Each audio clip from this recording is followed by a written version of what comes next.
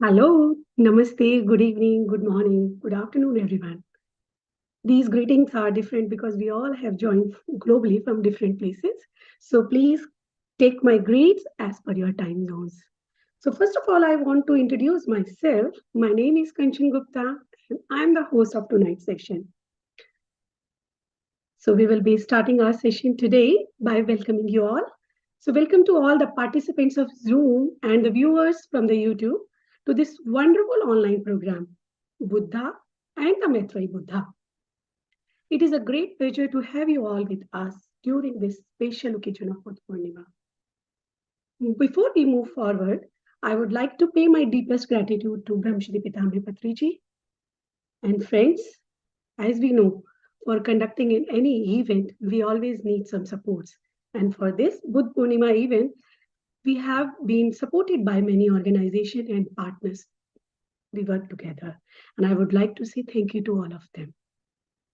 So let's join together every day for the next 11 days at the same time, 9 p.m.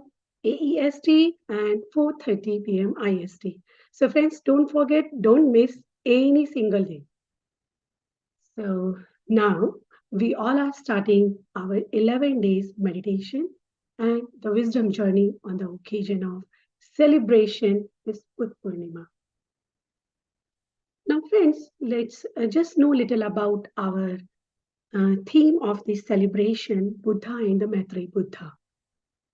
It is truly an honor to reflect on the teaching of two incredible Grand Masters. One is Buddha, who is a spiritual scientist who has introduced Anapanasati meditation to the mankind. And another is our beloved Brahmarshi Pitamaha Patriji, who we call as Maitreyi Buddha. Maitreyi Buddha, who introduced this meditation technique, this meditation practice to millions of people in our era. Now, I would like to go with the gratitude and thank you note to all the Grand Masters. And we are pleased to have wonderful speakers who have volunteered to be the part of this program. They will be talking about these two Grand Masters and will be sharing their wisdom with all of us. So, Masters, let's begin this program with a very wonderful master and the speaker, none other than Parinitha Patriji. Hello, ma'am. Welcome to you on this platform. Okay. Ma'am, first of all, welcome you on the platform of pssm Australia. And Masters, as such, you don't need any introduction, but as a housekeeping rule, the host should do the introduction of the guest speaker, and I would like to take this privilege to introduce her. Parinitha Patriji, she is a senior pyramid master, and she is a founder of pssm Swag. Swag, Save Water and Go Green. She is a co-founder of Swadhyaya Yoga. She is also a meditation coach, and she has conducted many spiritual workshops globally. She learned meditation in her childhood from her father, our beloved Pitamaha Patriji. She has been spreading the message of plant-based living, meditation, and love for nature. So now, I welcome you, ma'am, to share your wisdom on these two great grandmasters. Over to you, ma'am. Thank you. Thank you very much, Kanchanji, for inviting me in here, and namaste to all global masters who have joined here and also live and who are also going to watch this program. I'm grateful and honored to be here amongst you all great masters because this is a wonderful opportunity for all of us together to learn from each other, and especially from Buddha's teachings and Patriji's teachings. So, on the occasion of Buddha Purnima, my dear friends, I have brought to you some of the teachings of the Lotus Sutra. We all know how beautiful the Lotus Sutra teachings are, and I would like to bring just a glimpse of what the Lotus Sutra says. And so, shall we start the session for the Lotus Sutra? And this is wonderful teachings, my dear friends. We are going to learn about meditation and what are the vehicles of light and so many other things that I have learned by myself, and I want to share it with everyone so that you can also learn and understand about the hidden wisdom of Lotus Sutra. Every moment spent in meditation is an investment. Every minute, every second. It's an investment for our welfare and world welfare, humanity welfare, the earth welfare. So that is what Patriji said, and that is what we need to follow. Meditation is very, very important in all of our lives. And that is what we are going to understand today as to what meditation really does. What are the powers of meditation? That is what we are going to understand today. And I have a small presentation for all of you to understand. And if I may ask, I would like to ask you to get a pen and a paper so that you can at least write the notes to understand it better, if you can write it better. Because Patriji always believes in writing and then understanding. So that is an important characteristic of a student that we need to learn by making notes. So that is how many masters have learned, many students have learned, and that is how they become masters. So I'd give you 2 minutes of time to bring your own notebooks and pen or a paper, something like that. Okay, my dear friends. So let us all start to understand meditation and the vehicles of light, excerpted from the book The Hidden Wisdom of the Lotus Sutra, written by Torokom Saraydarian, my dear friends. And this is just a small chapter from the huge book of Hidden Wisdom of the Lotus Sutra, written by Torokom Saraydarian. So I'd like to present to you what is this light and what is meditation, according to the Buddha's Lotus Sutra, my dear friends. So here we go. The Buddha himself abides in the great vehicle.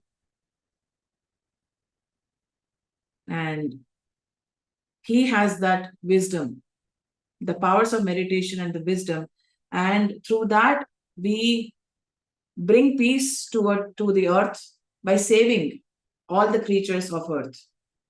When we say saving, it's like liberating everyone from their own slaveries, whether it be for human beings, for animals, for anyone, all creatures included here. With the power of meditation and wisdom, he saves all the creatures, my dear friends.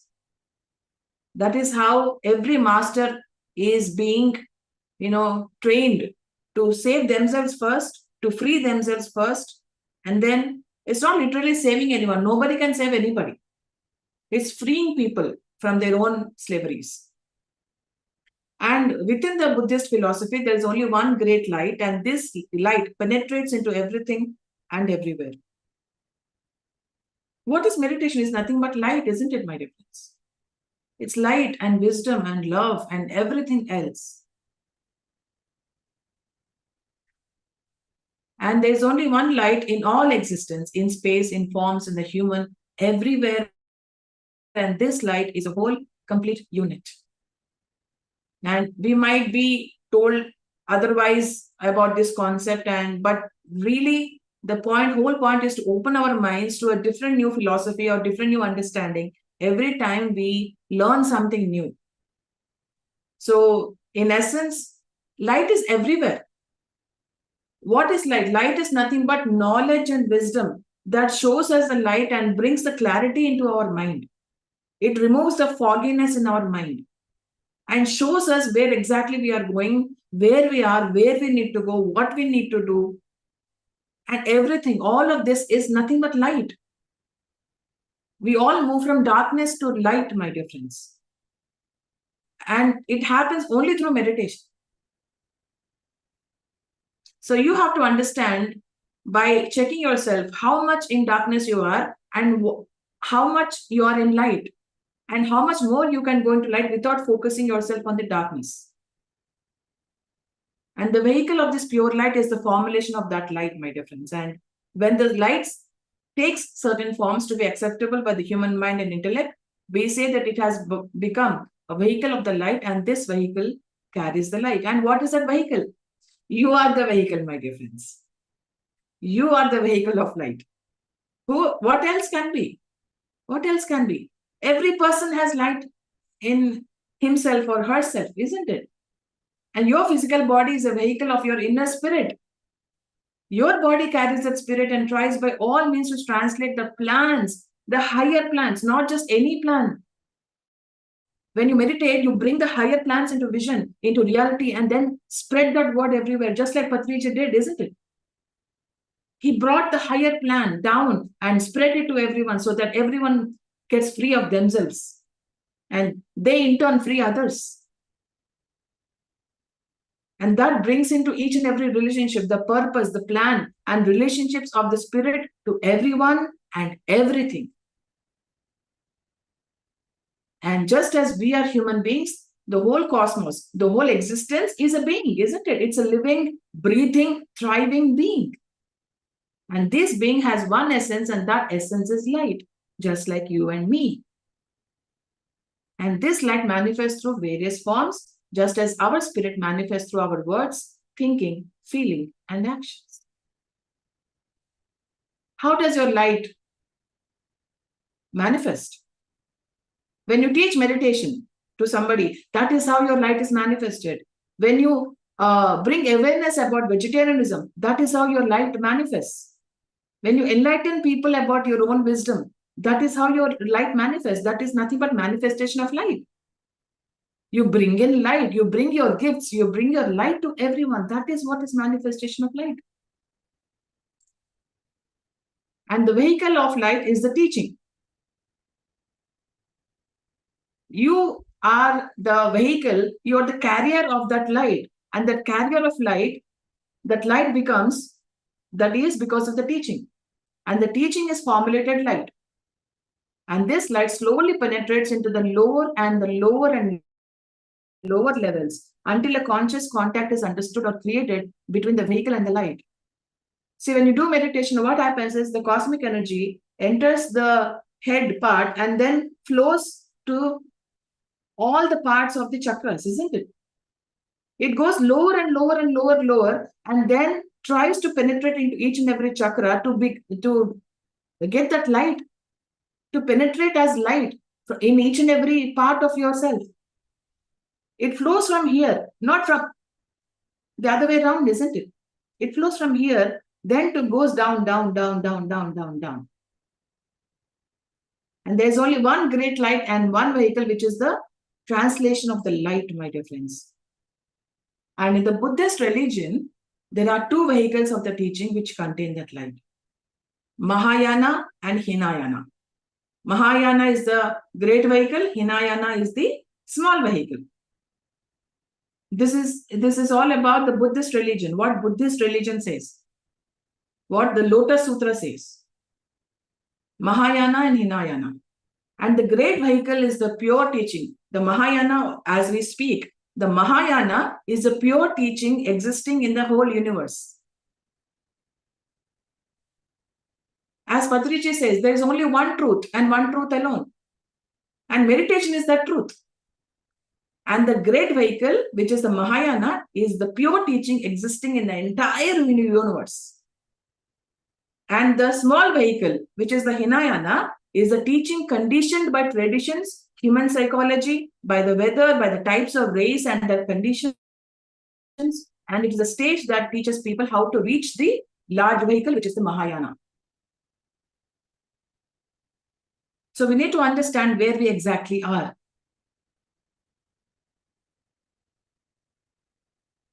Through the process of teaching, you know what happens? We understand where we are and we need to understand where we have to go. You will have to know which standard you are in. Are you in the 5th standard, 6th standard, 7th standard? Which standard are you in? That is what meditation does to you. It makes you aware of where you are right now. And that is what humility is.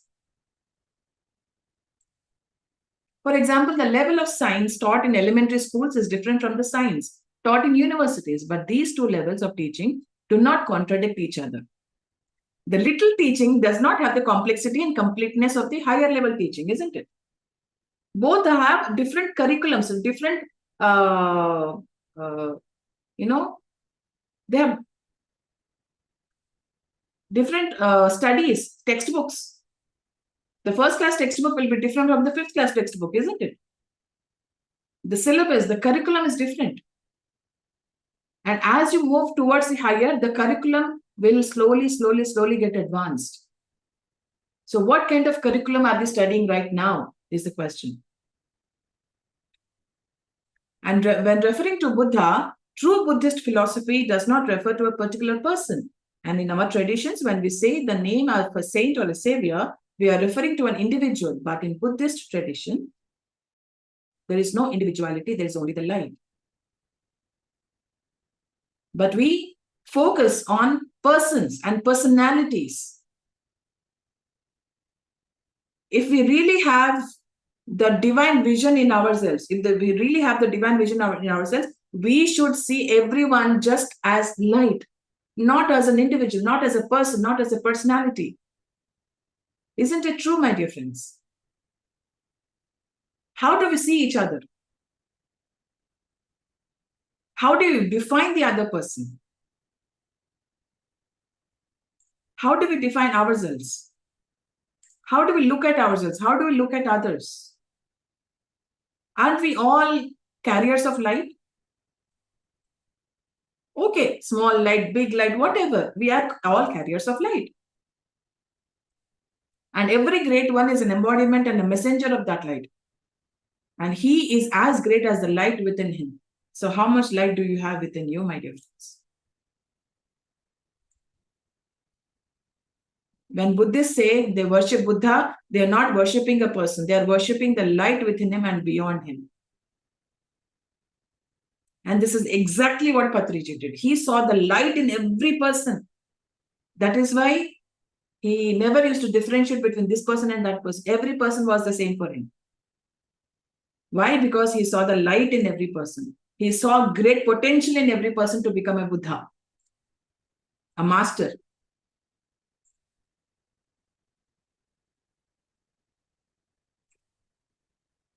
And the Buddha himself resides in the great vehicle, which is the Mahayana. The light abides in the teaching, and the great vehicle is a formulation of the light. And in accordance with the law he has attained, what is that law? And the law is the appropriation of the teaching to human life in such a way that human beings can find safety and protection to go to the teaching, and from the teaching to the light. We need a guru for this, to show us the right path. What is safety and protection? It's not about the physical protection or not causing harm and stopping you from attacks, nothing like that. When somebody teaches you meditation, you are protected with the power of meditation, with the energy of meditation. And that is how you go to the light. That is how you go to the light with the teaching.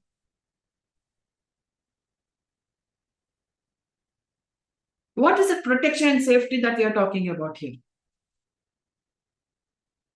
It's not that you are, protected from all the suffering, all the pain, nothing like that. You are protected and safe because of the power of your own meditation. Because the teaching is with you, you're protected, you're safe. And through the teaching, you undergo all these things and then travel towards the light.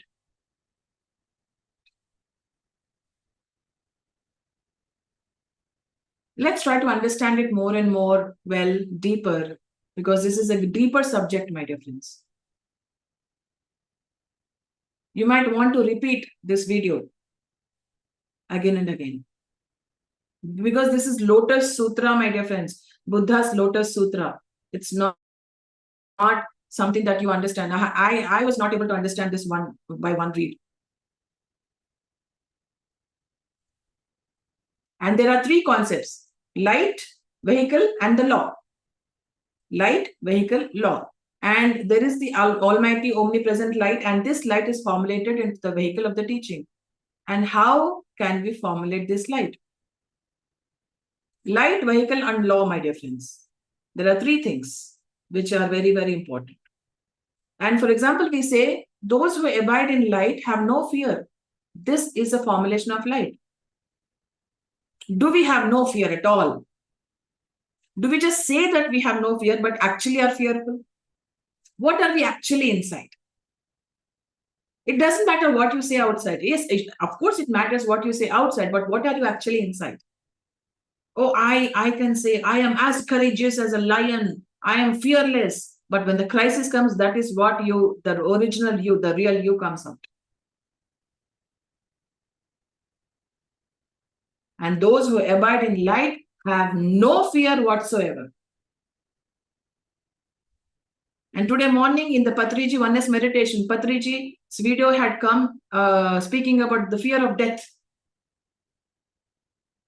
No fear of death. If you are really spiritual, you will lose that fear of death. You should be ready to let go of everything. That is what is spirituality all about. No fear whatsoever.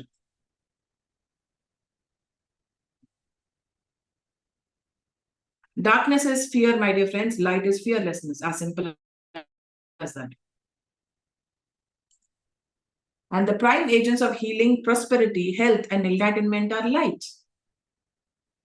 And for example, I am taking the light and formulating it in such a way that we understand what it does for us. Then I put the law behind it. And for everything, there is a law, my dear friends. There are rules. We can't just use light however we want, isn't it? And in such a way that we understand what it does for us and how can I appropriate the teaching to the law. I can say, whoever is against the light will be darkened. This is now a law.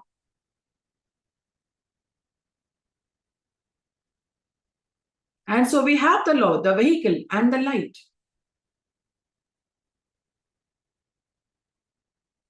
The light, we are the light. We are the vehicles of light. And every vehicle of light should follow a law. Just like laws of nature, law of compassion, law of karma, law of economy, law of so many other things. There is a law of light as well. We should be responsible and sensible when we have that light.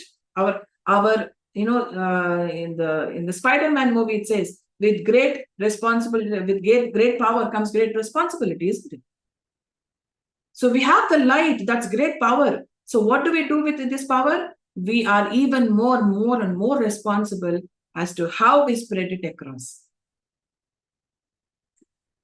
Let ego not creep in there. Let not anything creep in there. Let no darkness keep in there, because if these things creep in, your light will diminish.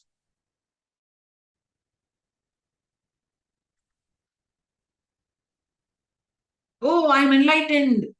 I want now everyone to clap for me. Oh, this person is enlightened.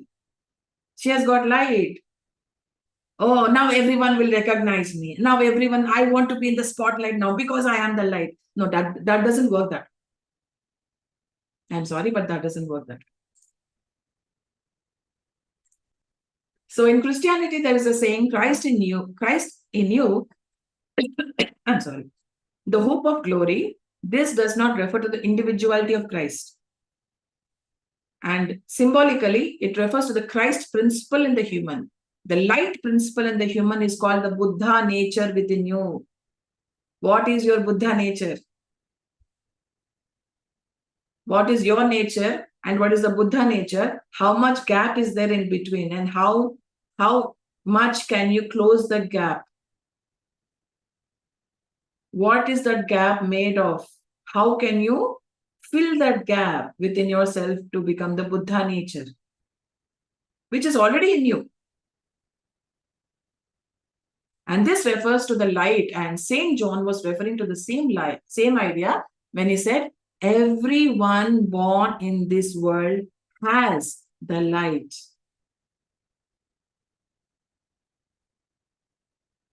And in India, we say, in every child, there is God. There is innocence, there's purity. Then what happens when we start growing up? What happens when we start growing up? Have you ever observed, questioned that? The programming, the society, the dogmas, the taboos, the pollution, everything creeps in and we lose that light. And again, we do come and sit in meditation and find that light.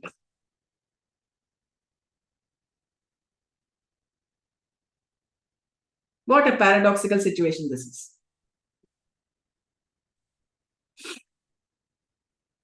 So these three viewpoints do not contradict each other. And if you go deeper into your meditation and understanding, you will see that all religions, all traditions, all philosophies and teachings are parts of the great vehicle. And they are one teaching because they are appropriated and suited to the various levels, conditions, and needs of humanity, the light vests itself in different forms.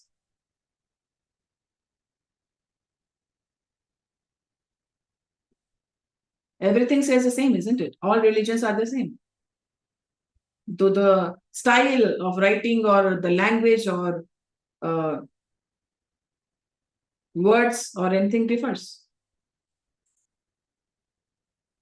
Exploitation, greed, ego, and power created cleavages between the whole teaching and the manifested teaching. For example, my religion is better than yours. My tradition is greater than yours. My book is the only way to fly to heaven and yours is the road to hell. Don't we keep hearing these things?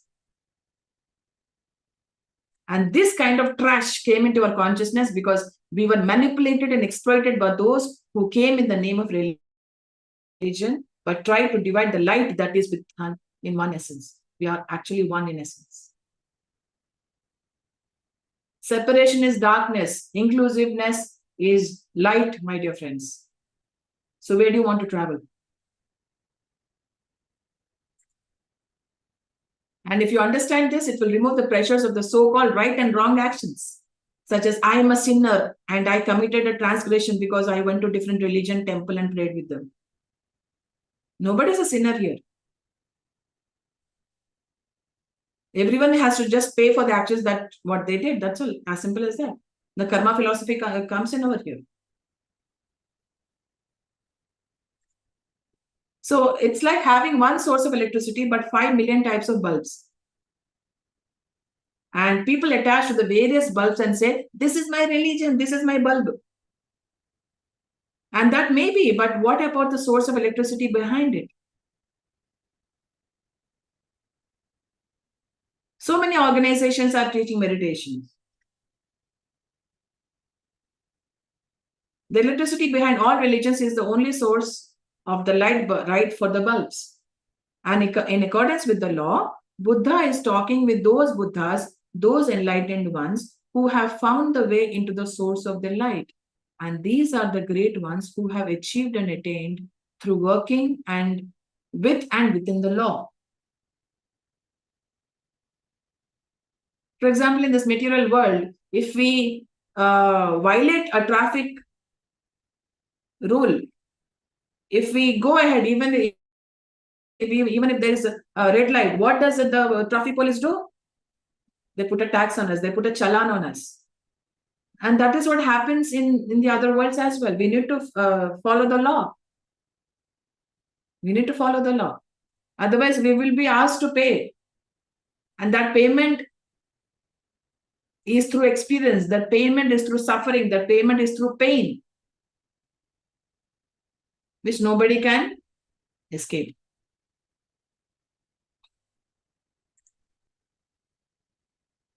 And the law is a formulation of the teaching to create right human relations between people and to create a path for humanity to go step by step into the source of the teaching. And enriched with powers of meditation and wisdom, the law protects, guides, and leads. And sometimes the Buddhist teaching is referred to as the law, the teaching, or the light. They say, we take refuge to Buddha, which means to take refuge in the light. We should all take refuge in the teachings. We should all take refuge in the light. What does that mean, refuge? You're not escaping into something. You're not asking them to protect. You are being protected with your own meditation power, with your own wisdom, with your own teachings, with your own strength, with your own courage.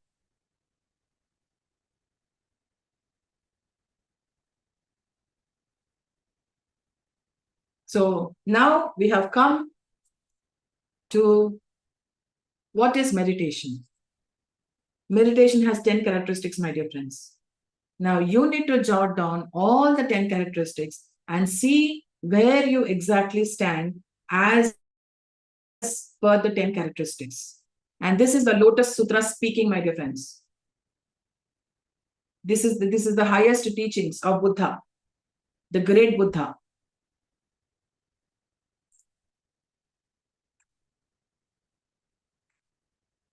The first power is the power of penetration.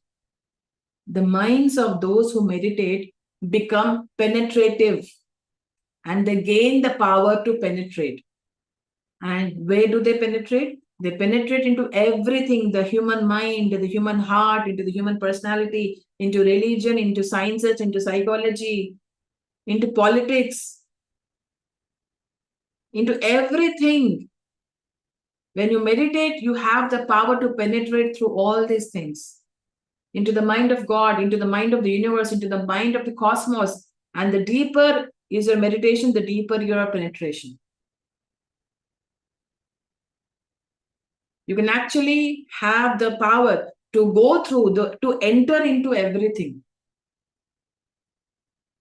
If you do not have the required meditation power, you cannot enter the gates of the kingdom of God. Isn't it what the Bible says?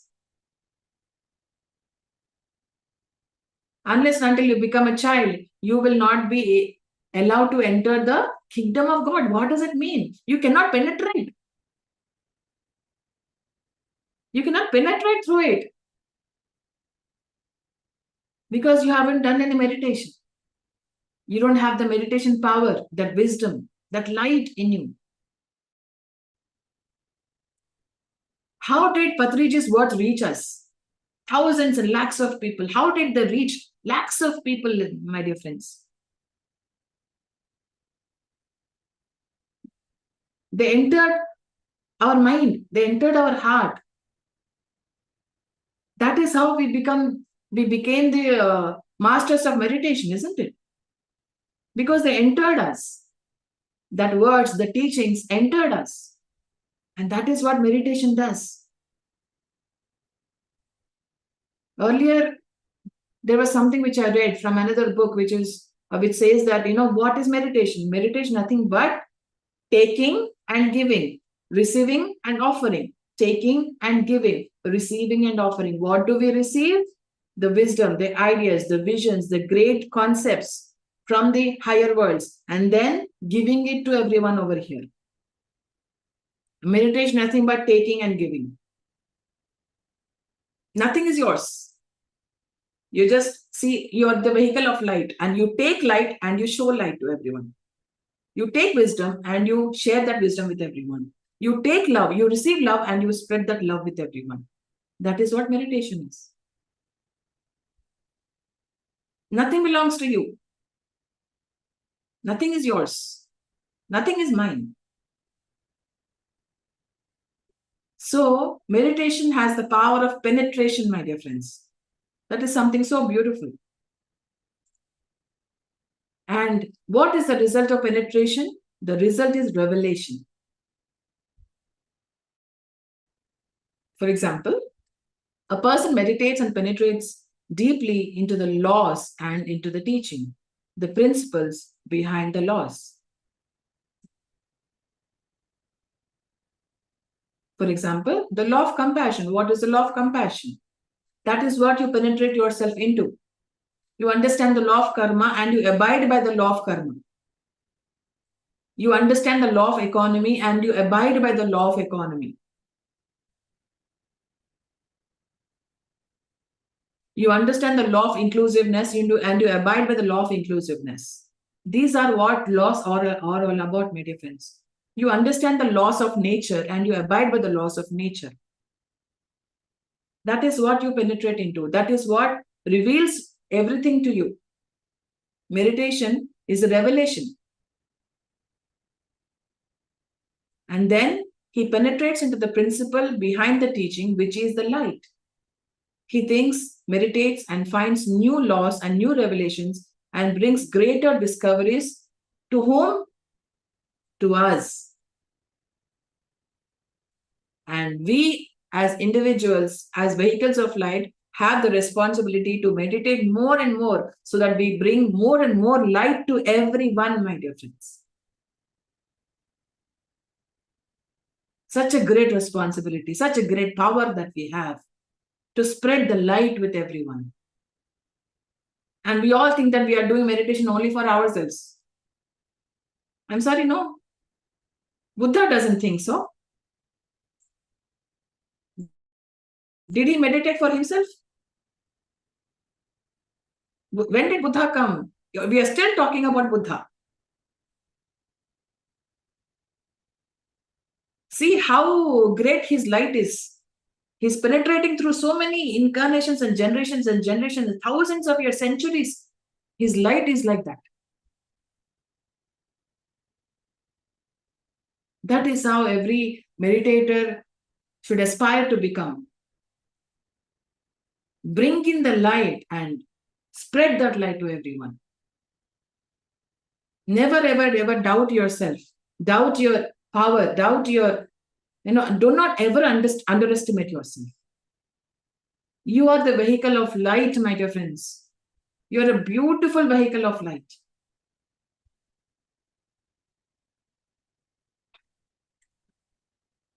And the first thing meditation does is make your mind penetrate. And a Buddha achieves greatness through the power of meditation. And what is the first power of meditation? Penetrability. You penetrate first into yourself, into your emotional cosmos. If you consider your emotions, you see that they are a labyrinth. And human emotions are intricate and complicated. And you can get lost in them and cannot see through them. But through meditation, you penetrate into these realms. And this is one level of penetration into your emotional body.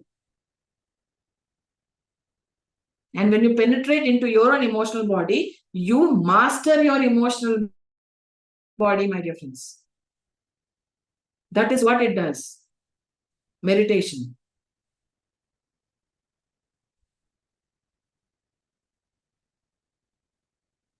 You can see in reality what your emotions are and how you can master your emotions. You will see each emotion as an object and check yourself what is necessary and what is not necessary. Don't look at it as positive and negative. What is a necessary emotion? What is an unnecessary emotion?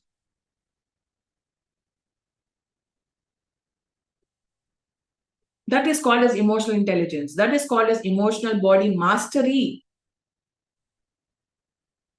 It penetrates, the meditation power penetrates through your emotional body. That is how you become a master of your emotional body. And Patriji says, be a master, isn't it? Be a master. Be a master of what? Your physical body, your emotional body, your mental body, and your spiritual body. That is how you need to become a master. We need to master every level of your own self.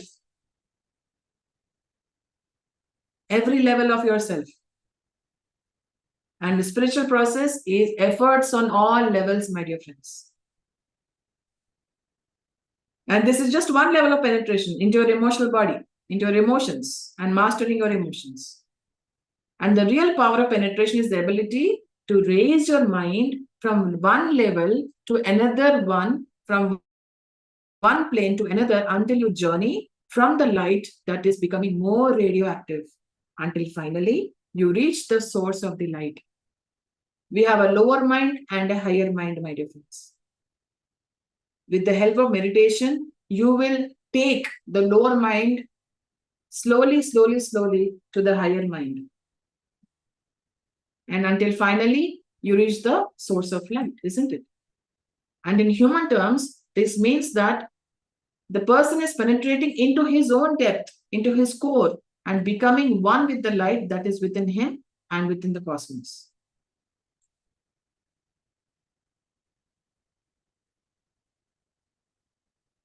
This is called mental body mastery. When you meditate, the light goes to each and every body of yours, the emotional body, the mental body. You find the light within your mind. And that is how you connect with the mind of the cosmos, the higher mind, the higher mind of the higher worlds. Your mind becomes more and more radioactive.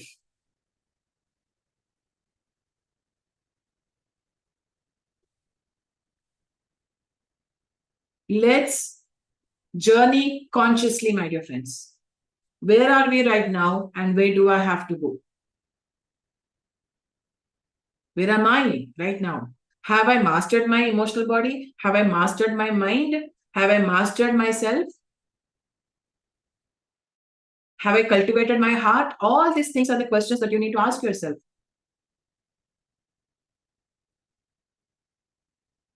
We need to finally reach the source of light. And how does it happen? Only through meditation and penetration. You reach through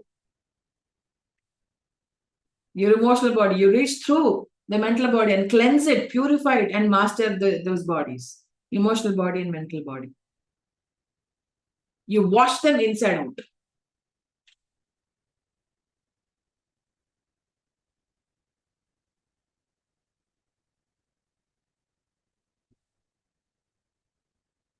You purify that. You polish it. You rinse it. Until everything is so beautifully pure, beautiful, joyful, inclusive, compassionate, loving, service-oriented, cause-oriented, fearless.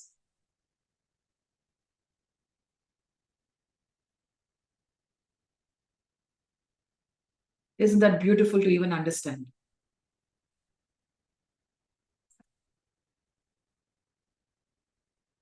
Now we'll come to the second power of meditation, is the power of manipulation of energy and matter. Oh my God, what? Is it manipulation is a negative word? That is how we learned, isn't it? Manipulation is a negative word. We should not speak about manipulation. That's what we learned. That's how I learned also. But through meditation, you gain the power to manipulate, control, and direct energy. Is that manipulation? I don't think it's manipulation. You're just channeling your energy into something which is required. For example, when you come out of meditation and you start gossiping, that is not called channeling your energy into the required things, isn't it? You're just wasting your energy. There are so many leakages. You're talking nonsense. That is leakages. And as the law says, energy follows thought. Energy follows thought. Energy follows thought. Energy follows thought. Energy follows thought. Your mind is very, very, very powerful, my dear friends. Be careful what you wish for. Be careful what you wish for. Energy follows thought. And by thinking and meditating, you become a powerful individuality because you can manipulate and control energy and matter.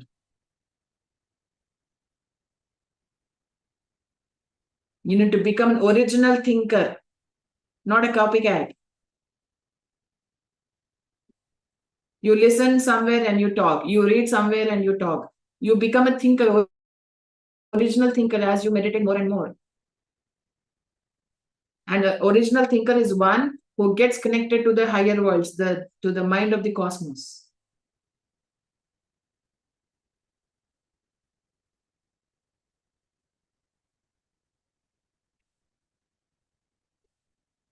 What do you want to do with your energy that you gain from meditation? How do you want to utilize that? How do you want to invest your energy? The cosmic energy. Always remember, energy follows thought. Please underline this statement. Wherever you go, even you can put it on your vision board, you can put it in your post-its, wherever. You can remind yourself, energy follows thought. So be very careful, be very mindful of your thought. An example of manipulating energy and substance is imagination and visualization. And before now, very little thought has been given to these subjects. But today, science and the healing professions in holism are discovering that through visualization, people can cure themselves, not others. People can cure themselves, and you can change the physical body and the emotions. We have learned about the law of attraction, isn't it? What is it all about? It's all about visualization, manifesting. That is how you create your own reality. You create your own future. That is how you can change things, everything. You can change the way you think. You can change the way your emotions are. You can change your physical body. You can change everything. All the power is within you. And you can even dissipate the collection of darkness within you if that is what you want. Do you want to come out of the darkness? That is the main question that you have to ask yourself. Do you want to come out of the darkness? Do you want to enter the light? Or are you comfortable with the darkness? Are we in love with the darkness?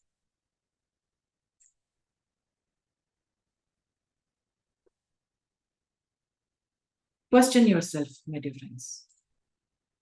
This is a very, very, very important thing. We get very comfortable with our own pain and suffering, that we don't want to get out of it. Because if we get out of it, we don't know who we are anymore. The entire life we are complaining about something. He did this, she did that, because of that, because of this. When we finally know that you create your own reality, you don't know who you are anymore. You don't know what to do anymore. There's a vacuum there.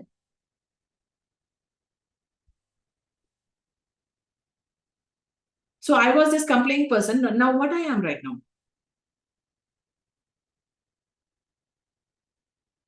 You take a step ahead, isn't it? That is what vacuum does. You unlearn and you relearn.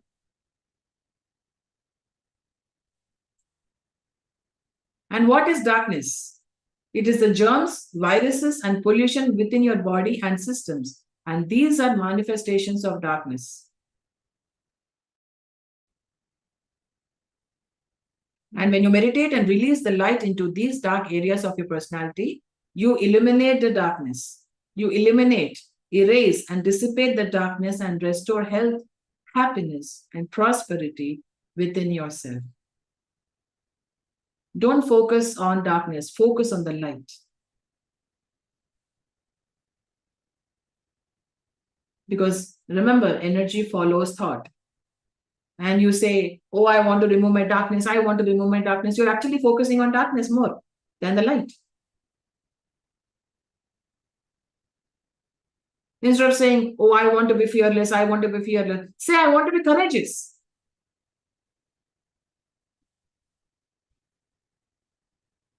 Instead of saying, oh, I don't want to be separatistic, I don't want to be separatist, say, I want to be inclusive.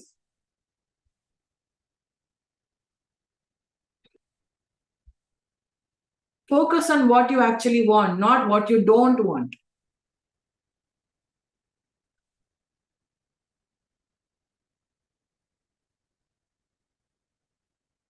Unless you really care about what you don't want actually. Because it's still there in front of your eyes. You're distracted towards that thing which you don't want.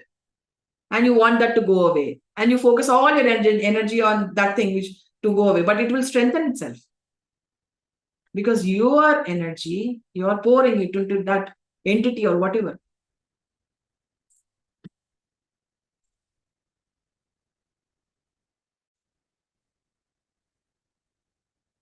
For example, an architect creates an outstanding building or an outstanding painting.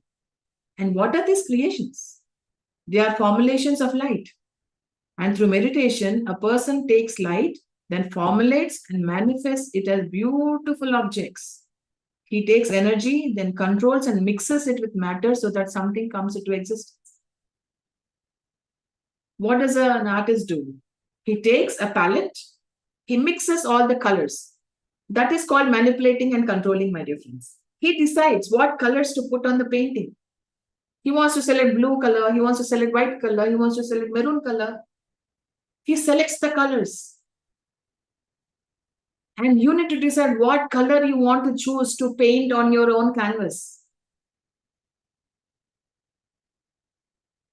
What are the colors you are choosing?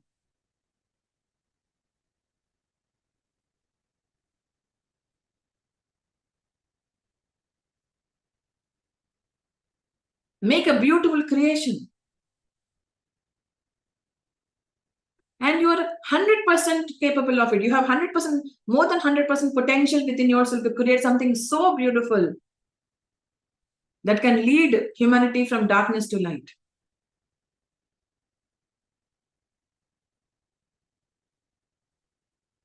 The Buddha nature is within you, my dear friends. Please recognize it. Live it, love it, be it.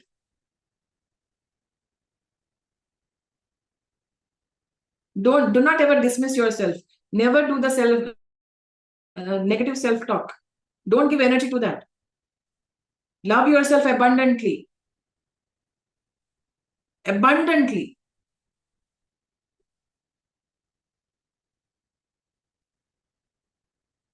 Be like a moving vehicle of light. Be like a moving vehicle of love. Be like a moving vehicle of beauty, joy, wonder.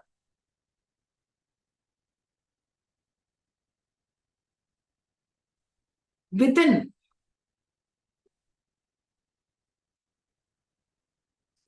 Now let's come to the third power of meditation, which is the power of compatibility and adaptability. And let us say that each person is a unique kind of computer. All right. And meditation creates those communication links that make computers compatible with each other. And in human terms, this means that I can understand and translate you totally, and that I can be totally translated by you. That is called as oneness. That is called as inclusiveness. We are all one.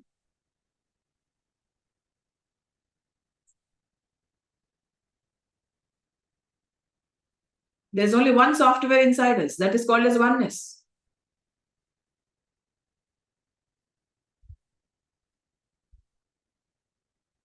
We can link ourselves with each other through a software called as oneness.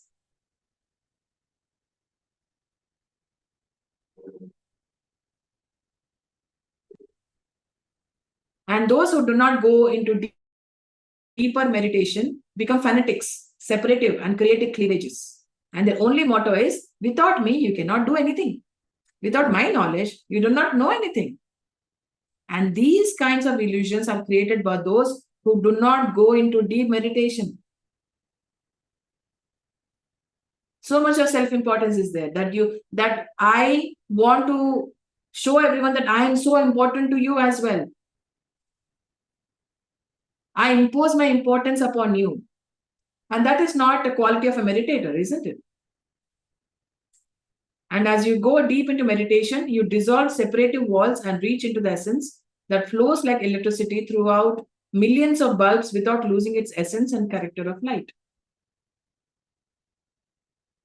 You do not lose yourself. When you meditate, you do not lose yourself. You do not lose your light. You don't lose your essence.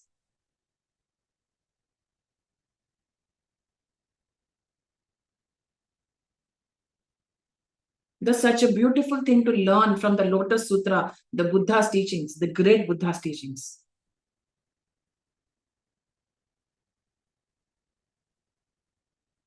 Are you dissolving the separative walls within yourself and amongst ourselves? Oh, she's like this, he's like that.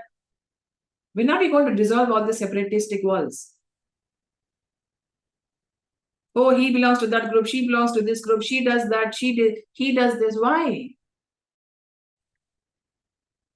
What do we get out of all this? Doing all this?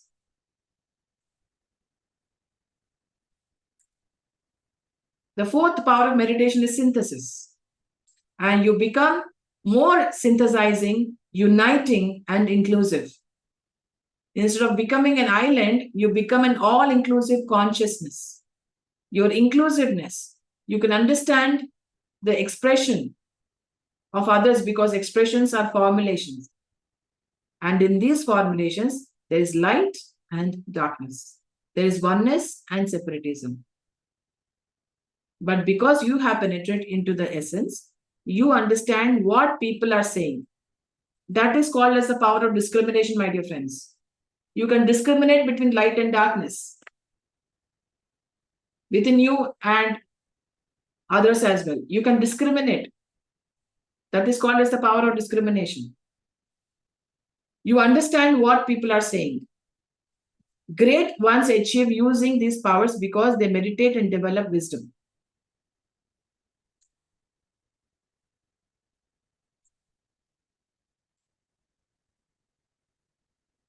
Are you being all-inclusive or not? Is your consciousness expanding or not?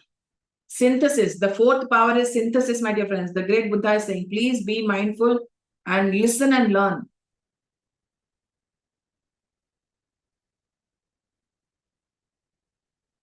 This subject doesn't come to everyone easily.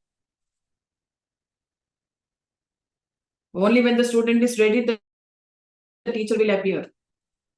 You are ready. So take it when the opportunity comes. The fifth power of meditation is stability and balance. Meditation creates stability and balance. And the greater your meditation, the greater is the stability developed within you. And what is stability? Stability is having a direction and never letting that direction go. When you're on the right track, you're stable in that track. You're persevering. You're just going on the right path, direction. And stability is to be devoted, dedicated, and fixed in the direction of the source of light. Not getting into the distractions of darkness. And once you are led to the source of light, you're also led to all expressions of the light. And the Lotus Sutra says that the great ones achieve their greatness through the power of meditation.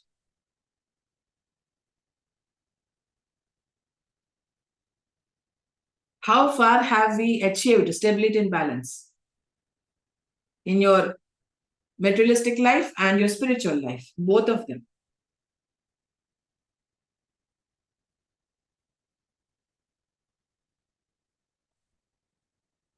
How much time are you spending in meditation? How much are you spending in self-contemplation, self-checking, self-questioning, being aware of everything, every thought, every word? Everything you do should be meditation. That is what Patriji said.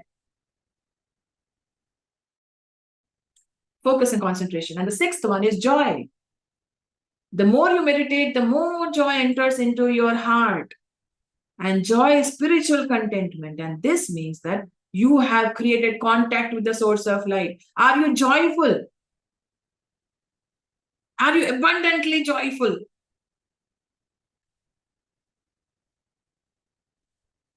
Are you smiling even when nobody is there? Are you being joyful even when nobody is there? Nobody is there around. You are the only person in the room. And are you still being joyful? Then that is real joy. I'm alone in the house and I'm joyfully cooking something. I'm joyfully cleaning my room. I'm joyfully meditating. I'm joyfully reading a book. I'm joyfully talking with my friends. I'm joyful all the time. Like I'm really joyful. Meditation makes you more and more joyful, my dear friends.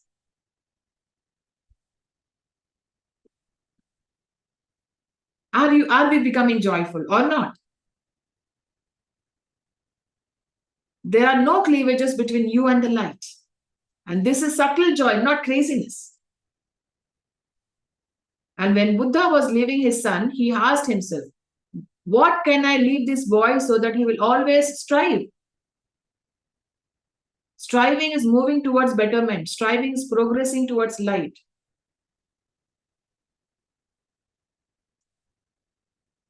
So what could Buddha have left his son with?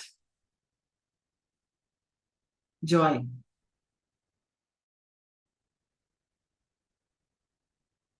Actually, my puppy's name is also Joy. So I kept his name as Joy. So that I say the name so often that I remain joyful. I remind myself, you know what? You have to remain joyful. You have to remain cheerful, so full of energy. That is what your true essence is. I call my baby, Joy, Joy, where are you, Joy? And he said to his son, from now on, you must try to be really joyful. The boy said, joy is so easy. And in laughter said, I am in joy. But when he became an adult, he understood that to have joy continuously is the most difficult thing in the world. You can achieve joy only through meditation and by coming into contact with the source of light, my dear friends. There's no other possibility.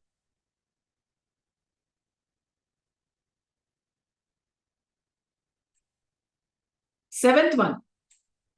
We just have 4 more to go, my dear friends. Seventh one is foresight and insight. And meditation creates foresight and insight, both of them. Now, what is foresight? Foresight is when you can see things that will occur in the future. Insight is seeing what is happening and is going to happen within you, which is the most important thing. And this is a great device for people to achieve greatness. Now, if I have to ask you, what is happening within you right now? Are you aware of the mechanisms working inside of you? Your heart, your mental body, your emotions, what is happening inside of you? If I have to ask right now, would you have an answer? And if you do not have foresight, you are blind. You do not know where you are or where you are going. And if you do not have insight, my dear friends, you do not know what you are. How can a person who does not know what he is go to a place that has no address?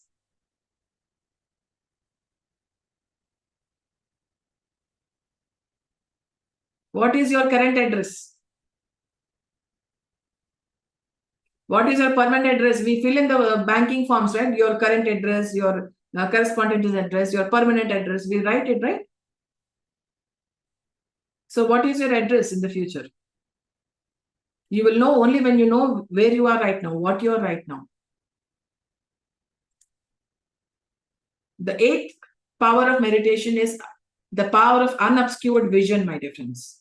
And it is said that in his manifested form, Lord Buddha was a person who had tremendous penetration of unobscured vision between the past, present, and the future.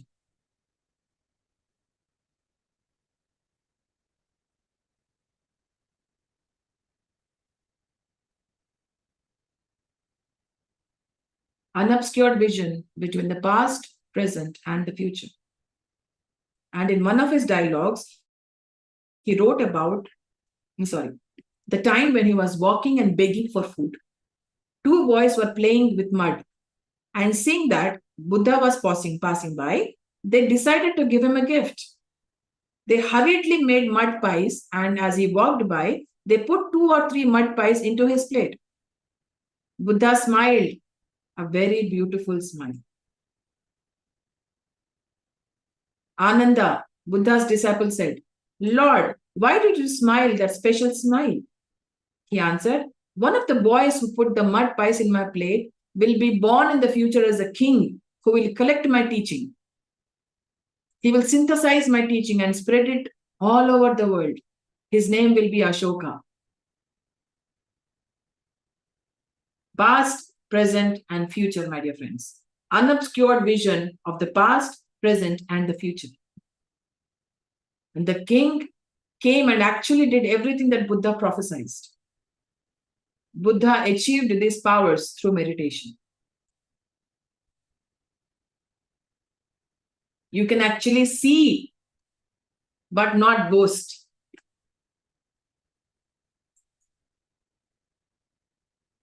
The ninth power of meditation is the power of wisdom. What is the power of wisdom? Wisdom is any level of experience used and enlightened by a vision of future achievement. For example, you have had an experience and you now know these things. For example, you ate an apple and you know how that tastes. And now you know how it tastes when you tasted the apple. You have knowledge, and this knowledge is used to lead people to the source of light because you have experience. Let us say that you fought against light, but you were always defeated. Since many centuries, wars were made against light, and we have learned and understood that if we fight against light, we will be defeated. So why do that again? Why fight against light when we have the choice to be with the light? Be the light. That is wisdom. Knowledge plus experience is equal to wisdom.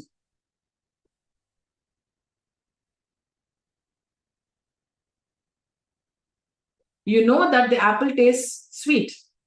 So you tell about the sweetness of the apple to others and ask them to taste it by themselves, so that they have the knowledge and the experience, and that becomes their wisdom. I have learned meditation.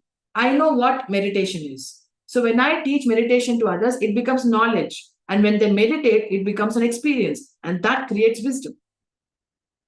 That is the power of wisdom. That is the power of meditation, my dear. Knowledge plus experience is equal to wisdom. Knowledge itself is not wisdom.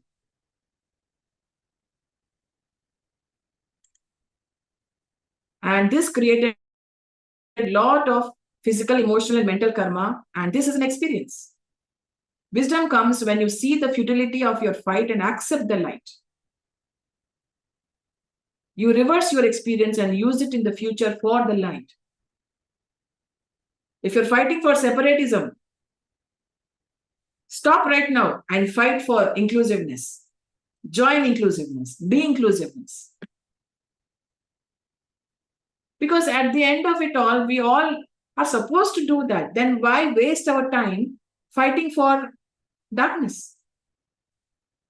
To be the vehicle of darkness. Why? How many incarnations will we fight on behalf of the darkness? When do we want to become a Buddha? When do I want to become a Buddha? When do you want to become a Buddha? When will you allow the Buddha nature within you flourish and become the light? And there's a phrase which says, "No, Sariputra, of yore I made a vow, wishing to cause all creatures to rank equally without difference with me." Unity, synthesis, oneness, inclusiveness. All creatures, human beings, animals, Mother Earth, every living being, the universe, the planet, everything. There's no difference. We're all one, we are all equal. And he did not say, the Buddha did not say, I am the only one and there is no one else. And he did not say, you cannot do what I did. He says, my vow is that you will all reach the source of light. If he had said otherwise, he would have been contradicting himself. And since there is one source and we are all sparks from that source, he was not saying, I have become a Buddha, but you cannot. Do you remember Patriji is saying that if a dadiwala can, teach to lakhs and thousands of people, why can't you do it? If I can do it, you can also do it. That is what he used to say to everyone, isn't it? If I'm a master, you are also a master. If I'm a Buddha, you are also a Buddha. What I can, you also can. That is the sign of a great true master, my dear friends. And his vow was to take all of us to that level where we are equal to him. And this means that we will have transcended our personality and individual cleavages and become one with the light.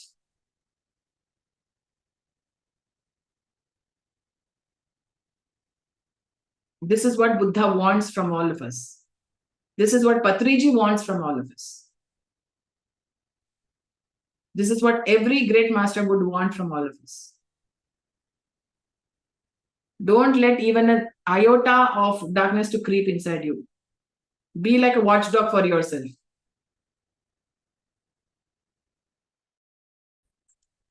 Jealousy, get out. Hatred, get out. Ego, get out. Fear, get out. No entry. And the last one, my dear friends, is the power of withdrawal. Meditation withdraws you from the lower parts of your body and eventually concentrates and focuses you in your head or your heart. And without causing you to lose control of all parts of yourself. Lower chakras to higher chakras, lower self to higher self, lower mind to higher mind, emotional body to astral body. We all think that astral body is something else. Astral body is nothing but your emotional body, my dear friends. If your body has organized emotions, it is called as astral body. If your body has unorganized emotions, it is called as emotional body, but they're both the same. Astral body and emotional body are the same, my dear friends. You travel in your meditation with your emotional body, which is your astral body. And Egyptian mythology speaks of a king who was cut into pieces that were spread everywhere. And eventually, he was resurrected when the pieces became together and he became one. It will be beneficial for everyone to study history, not to understand history, but to learn the lessons from it. What is the moral of the story? So you are now spread in every part of your body. Some people are their stomachs, some people are their sex, some their hatred, their revenge, or malice, and so on. But where are they? Where are you? Where am I? They're not focused in their heart or head. And if there is no focus, you do not exist yet. We don't know where we are. We need to understand where we are. And we need to understand where we have to go. We need to find that address, Google Maps.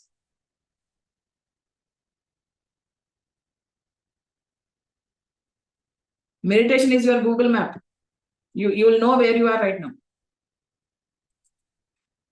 And this power of withdrawal brings you back to your core, and meditation brings you back to your core. No one can help you but yourself. Do not believe people when they say this or that person will save you. Buddha never said that. Patriji never said that. So that is the right teaching. And you must save yourself. Your example can inspire people to start entering into the path of transformation, but you must save yourself. You must teach others to save themselves by teaching them meditation. No more, no less.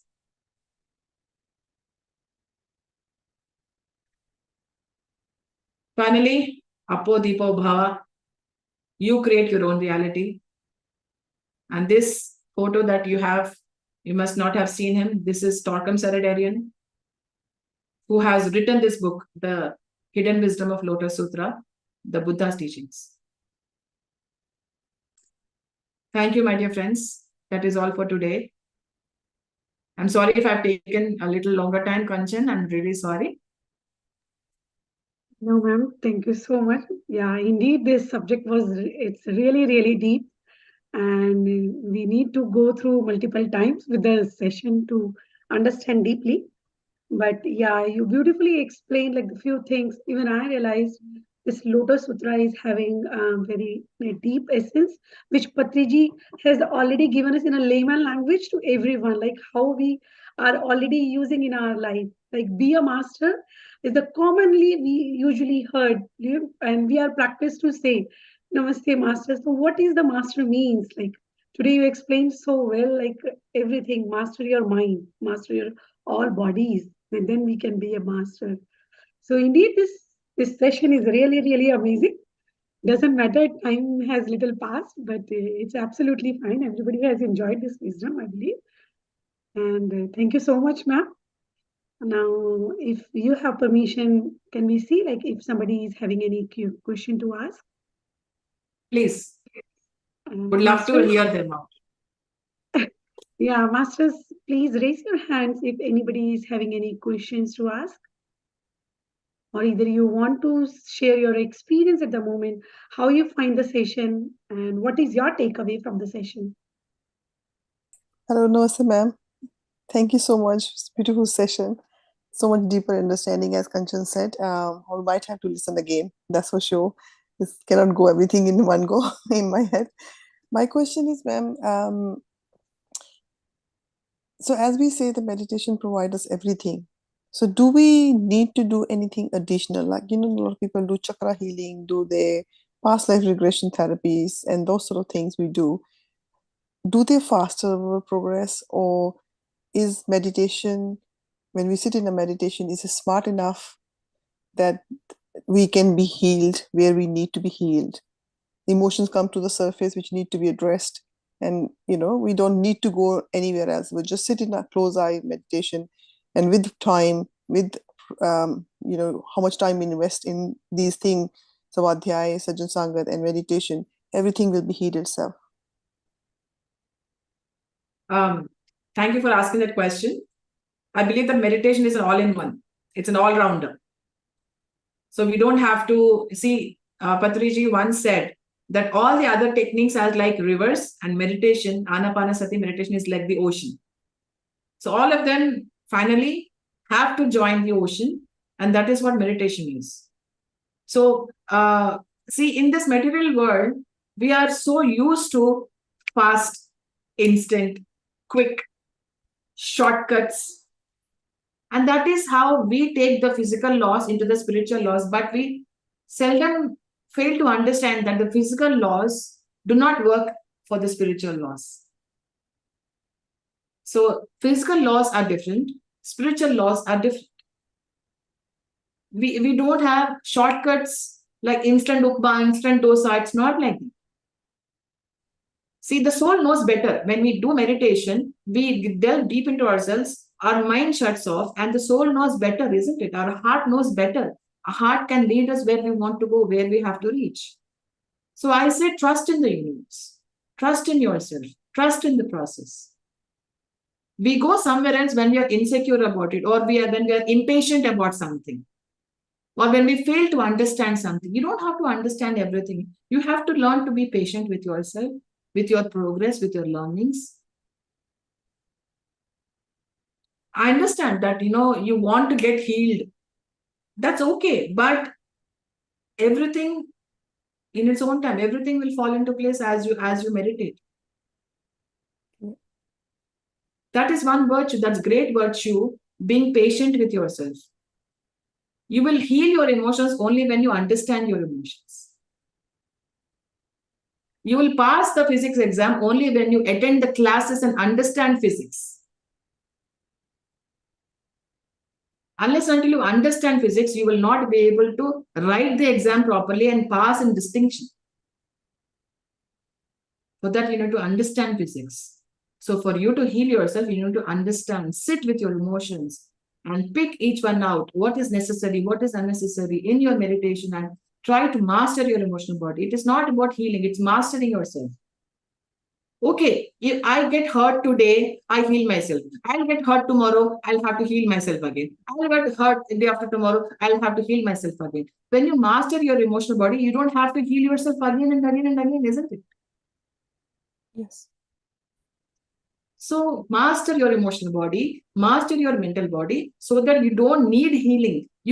That understanding brings the light, and that light will shine onto you, so that these things, pain, hurt, anger, resentment, all these things don't creep in, and you understand that you are actually above that.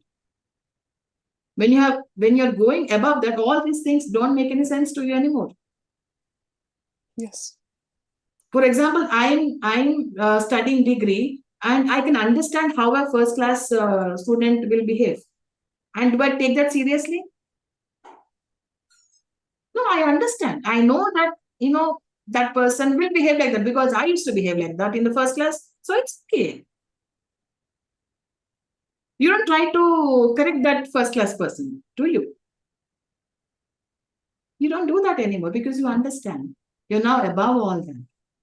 When you're above all the clouds will not make a difference to you. They will not be turbulent to you.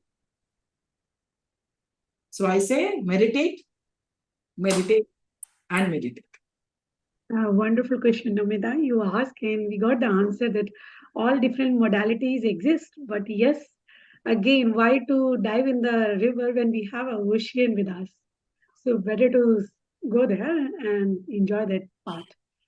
Anyhow, Master, anybody else want to say anything? Yeah, we are still looking for some. Any sharing? Ma'am, in the chat, we have lot much like the gratitude messages, and for the SKG said, what an essence on Buddha one-day program. That's an awesome one. And everybody has enjoyed the session, it looks like. But yes, for the Q&A, it looks like we have to conduct another session. Let's give the time to everyone. And maybe after these 11 days, we will be coming back to you. Ma'am, now we have the Q&A on it. Yes, ma'am, everybody is enjoying, I think, this wisdom. Like, no more questions. Because it's very simple, just like, Buddha explains in such subtle ways that, Patriji, he explains in such a simple, down-to-earth language that every layman can understand. That is how beautifully Torokom Saraydarian explained the hidden wisdom of Lotus Sutra, and that is how simple it is. Enlightenment is very simple, ma. Knowledge and wisdom is very simple. We tend to try to complicate it so much that, it becomes impossible to learn. And like, okay, let's leave it. I don't want to get enlightened. So meditation is very simple. The answers are very simple. We just have to, sit with ourselves and be patient. And yeah, true, ma'am. Ma'am, we have a hand raise. Now we are getting the hand raise. okay. Okay, it's Vani Shiri. Please go on, unmute yourself. Such an incredible knowledge.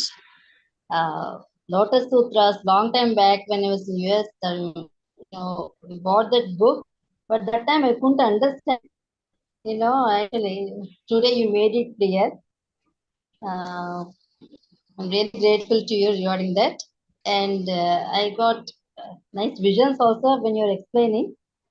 And I did see almost empty bowl with very little curry inside.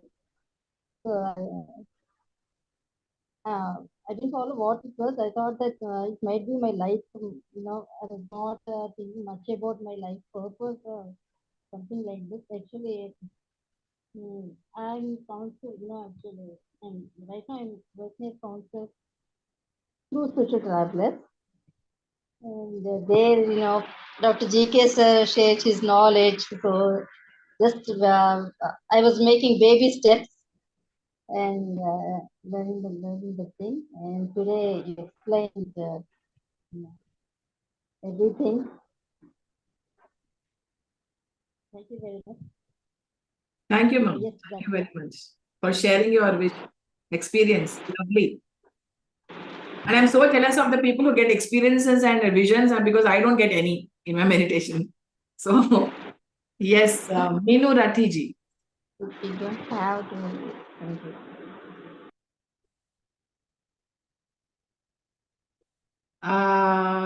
Can you please unmute yourself, madam?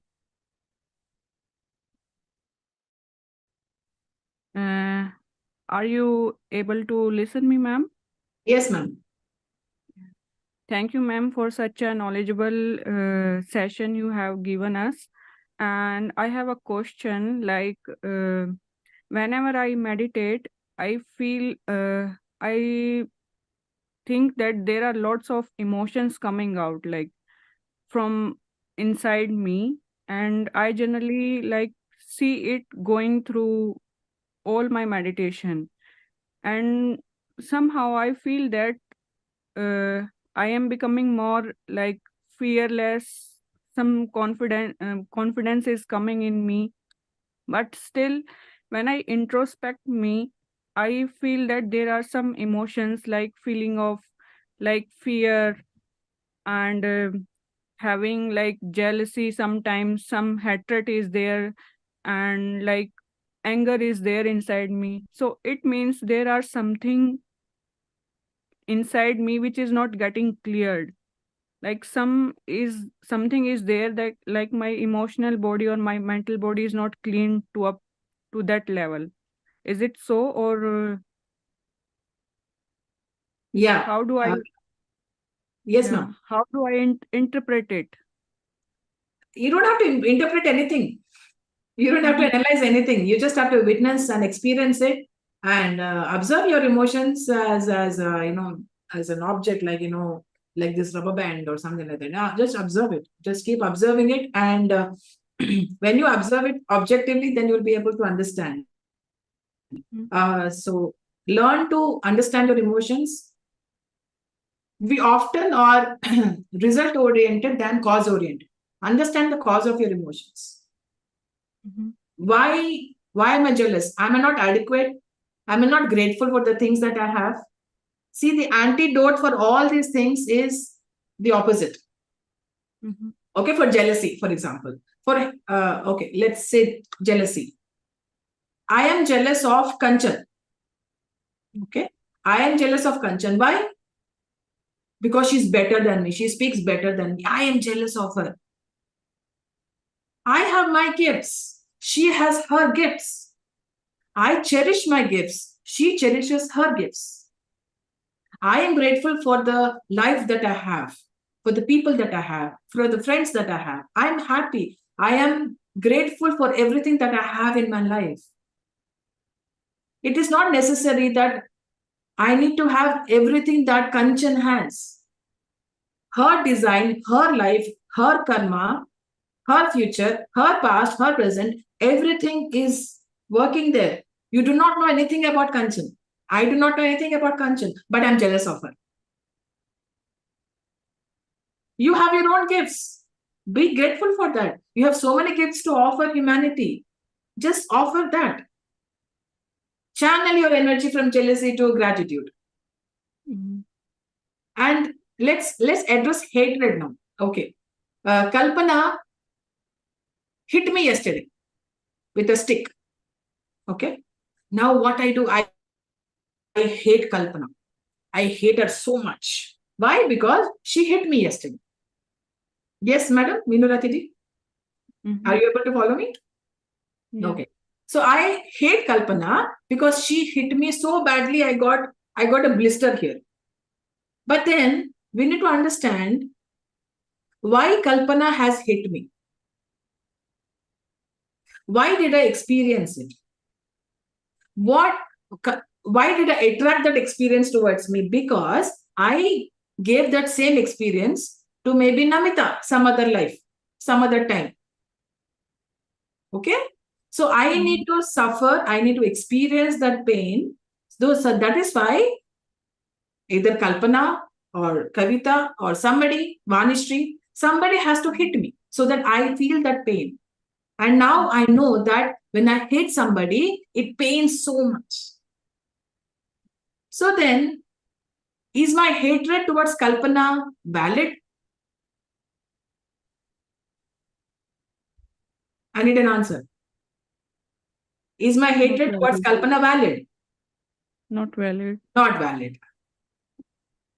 So, whatever you give to others will come back to you. Don't it is not about the individual who has caused you the pain. It is, remember that you have given the same thing to others, and that is why you have to experience all these things. So stop hatred. You have, if I say, Kanchan, I love you, and what will I get back? Kanchan says, I love you too. And if I talk, and if I gossip about Vanishri, some other person will gossip about me. So it depends on what you give. I just now said be cause-oriented than result-oriented. Mm-hmm. When you hate that person, you're only focusing on the result, that no, that person has did this to me. But what caused it? You need to understand that. When you understand the cause, you will not hate anybody anymore. Yeah. Like I feel like I don't have these emotions to someone, but sometimes I give some like situations to myself just in an imaginary way. If this happens to your friend, does you feel jealousy? Then suddenly a thing comes, yes, somewhere I feel like this. Then again another thought pops up inside my mind. No, why you feel jealousy? It's good that he is getting things. He or she is getting things. It's good. He attracts this thing. So my jealousy goes up. It's not in a practical way. I just like I keep on thinking myself, checking on myself. If something this happens to other thing, does you feel in this way? Then one mind says like, yes, you will feel this way. Suddenly another sound comes, and the other sound like just wipes up the previous thing and gives a positive thing to it. So this is keep on going inside me, checking on myself. So is this a right way to check yourself, or I'm not like I'm going in a right direction, or it's just like my imaginary things? The first thing is that these are voices in your head that are against each other. Okay. Yeah. Patriji always says, follow your heart. Mm-hmm. Okay. Always follow your heart, because heart is always inclusive. Heart is always loving. Heart is always compassionate. Heart is always, wishes good for everyone, wishes good for yourself. It's Loka Kalyan. Heart is always Loka Kalyan. Okay. So whenever you have the confusion, shift your focus from your mind to your heart. Okay. Okay. What is your heart telling you? Mm-hmm. Heart tells you to be inclusive and loving. So there are no two voices here. There's only one voice here. Mm-hmm. This will confuse you, and this will give you direction. Mm-hmm. So that is why when you meditate, this shuts off and this opens up. Mm-hmm. So in meditation and out of meditation, follow your heart and let your mind also follow your heart. And how to do this, ma'am? Meditation. Okay. But how to apply this in your like physical life? Like when you are meditating, you are in a meditating phase, but the situation happens like somewhere your heart is saying something and your mind is saying something. Then in practical life, how to like make your mind to follow your heart? Just follow your heart. Simple. Okay. I know it sounds a little difficult in the initial stages, but as you go and meditate and you try to bring that meditative state into your physical life as well, you will slowly understand. When did you come into meditation? When did you start practicing meditation?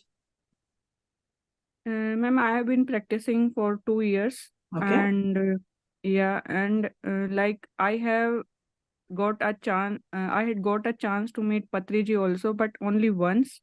And like when I came to into his aura, like was a complete shift in myself.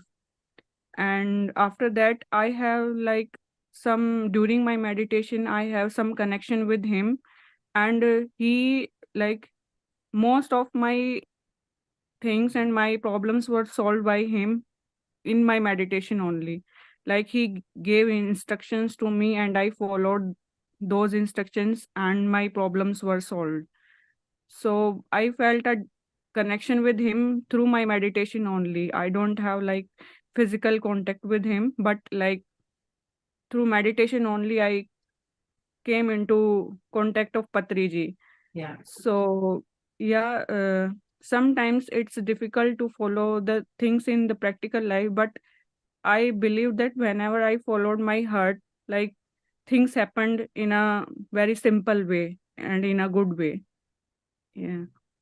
See, you Thank you. already know the answers for everything. See, Yeah. once you follow your heart, there are three things where we get the messages from. First is the thought, second is the intuition, third is the gut feeling. So Mhm. these are three messages. Like one is from the head, one is from the heart, one is from your solar plexus.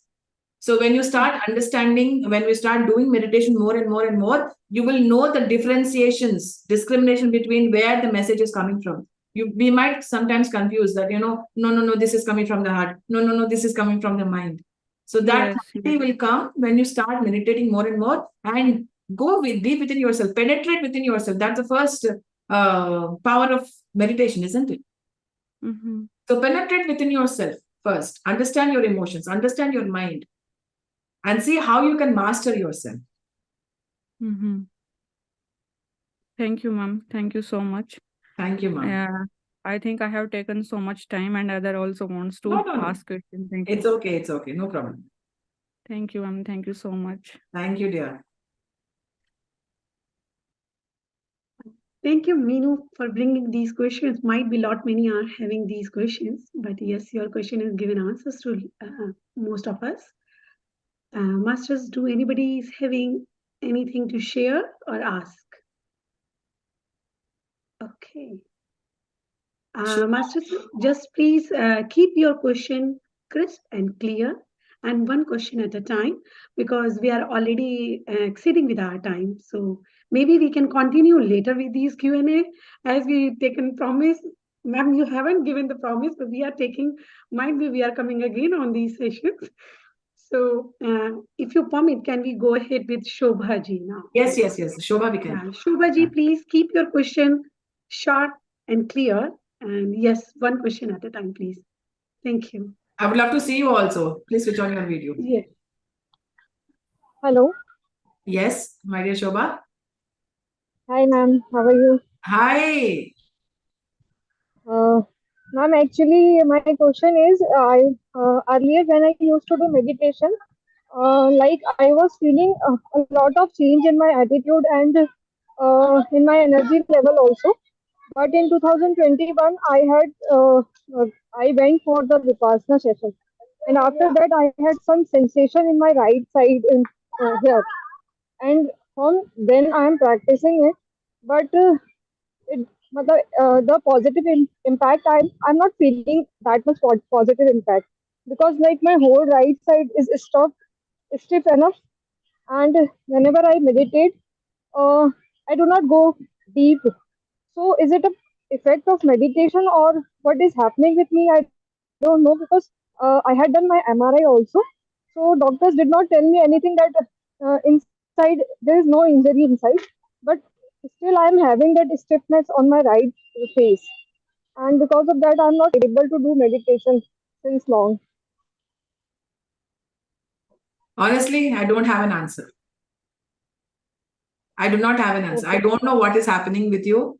So I'm really sorry because I cannot answer for something which is happening within you because I do not know the process, what is happening, what you did, what you're going to experience, what is the present. I don't know anything. So I do not have an answer. And that is why Patriji said that do not analyze yourself, just experience it, just witness yourself and let the process happen. It's okay. You don't have to understand it right now. You don't have to analyze it. The answer will appear when the time is right and everything will fall into place. But honestly, I don't have an answer. I do not know.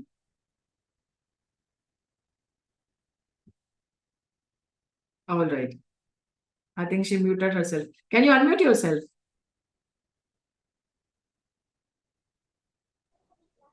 Okay, I was thinking that it's some energy block, or is it some energy block or something? So that's why I want to cross check with you. It's okay, No ma'am. idea. No idea. We can only assume things, but it may not be the reality after all, because the soul has that immense amounts of knowledge, and our brain is so little that it can only assimilate a few things. So let us not try to understand it. It's okay if you don't understand, no problem. We don't have to be desperate for the answers. Just be patient with yourself, and everything will fall into place. Okay, ma'am. Thank you so much. Yeah, thank you. And this is one thing which I've learned from so many experiences, that answer only when you know. If you don't know, shut up. You don't have to be carrying an image of a know-it-all. Nobody is a know-it-all. If you don't know, shh. If you know, talk. That is what I have learned. And if somebody asks you a question, it is not necessarily that you have to answer the question. You can say, I don't know. You can say, I don't know. You have the liberty to be yourself. You have the liberty to say what you know and what you don't know. You can say, I don't know. There's nothing wrong with that. There's nothing shameful about it. There's nothing embarrassing about it. Oh, she's such a great master. How does she not know all this? No. If you don't know something, keep quiet. If you know something, you can speak. As simple as that. Let's not make our lives more complicated by misleading someone or giving the wrong answers, or they're saying something that you're not sure about. It's okay. No problem.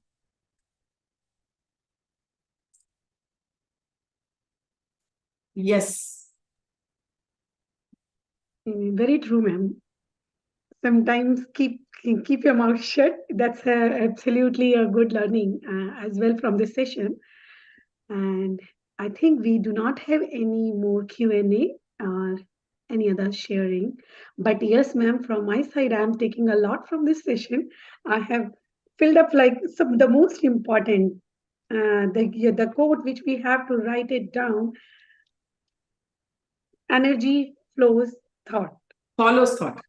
Follows thought. Sorry, energy follows thought. So that's the most important one. How we like create our own reality in the different ways, which somewhere we don't want those things which start attracting by asking just to get rid of away from something. So the lot many things you had given in this session, and I really appreciate like if anybody would also like to come and say something. If not, then we will be going for the closing for the session, if you permit, ma'am. Yes, Kalpana, would you like to say something? Yes. Yes, ma'am. I did not Okay. hit you. Please love me. So, yeah. No, I love you too, Kalpana. I dearly love you. Thank you, ma'am. Love you too. Right. Yes, yes, yes. Wonderful job PSSM Australia is doing. I really appreciate the kind of dedication, commitment, and perseverance that the team is showing. You are the light for Australia.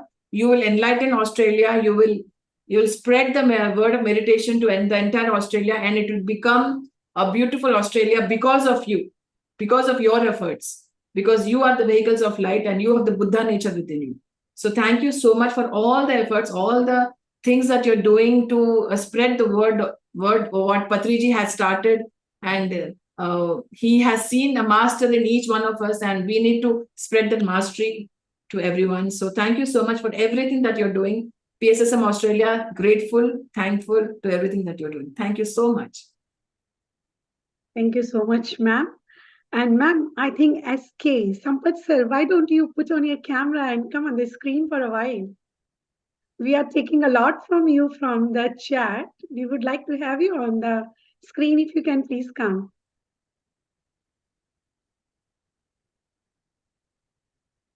Oh, Sampath is here, is it? Yes. Why did you name yourself as SK? I don't understand. Ma'am, he is For India, this somehow is okay. Unmute.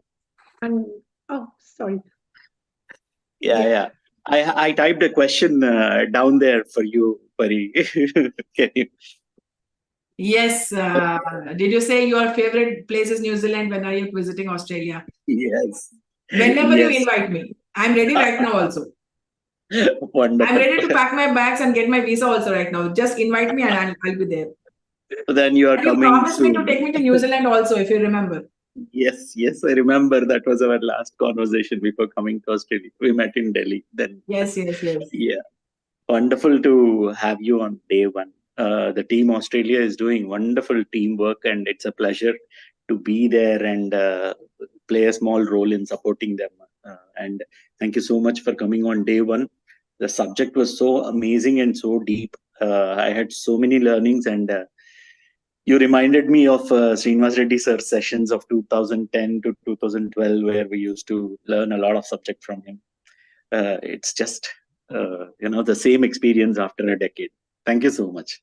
Thank you. And never lessen your role. Not a small role. You're just playing a role. You're contributing a lot. Why do you say that small role, big role? A role is a role. Participation is participation. Contribution is contribution. No matter how small it is. Cherish yourself. Yeah. Thank you. Thank you. Sure. Thank you so much. Thank you, Sampath sir. Finally, we got you on the screen. I was trying since long, like when you will be coming there. And yes, can somebody please spotlight sir as well? Oh. Ma'am, no, sir, we So hardly catch Mr. India. And finally, we want you to be on the screen. Ma'am, here we are acknowledging that with this concept and like the very big support Sampath has given to us and the team, Prithvi and Jenny, they both were helping with us a lot. Like I must say, like thank you, sir, and thank you, ma'am, for everything, for all the support you had given. And I think with your permission, after this, we can go with the gratitude and close the session. Okay. So in the official way, now on the behalf of PSSM Team Australia, I would like to say thank you, first of all the masters, those who have joined in the session. And yes, Parinitha ma'am, if you haven't visited us today and shared this wisdom, that session hasn't get this essence of this beautiful essence has started this whole series in a wonderful manner. So thank you so much for being here with us. Sincere gratitude to you, ma'am. And now I would like to extend my gratitude to you again and to Kavita ji for providing us the support and giving this whole series session live on PMC English as well. And after this, our thank you will be going on to the PSSM Malaysia team, where Satish ji is providing us the technical support. And Jani, Prithvi, Sampath ji, and Sharma ji, thank you a lot for the supports for bringing this dream come true for us. And lastly, but not the least, a big thank you to all the PSSM Australia admin team who has endlessly support us in making this session a big success at this moment. So thank you, each one of us. Thank you and a deep gratitude to you all.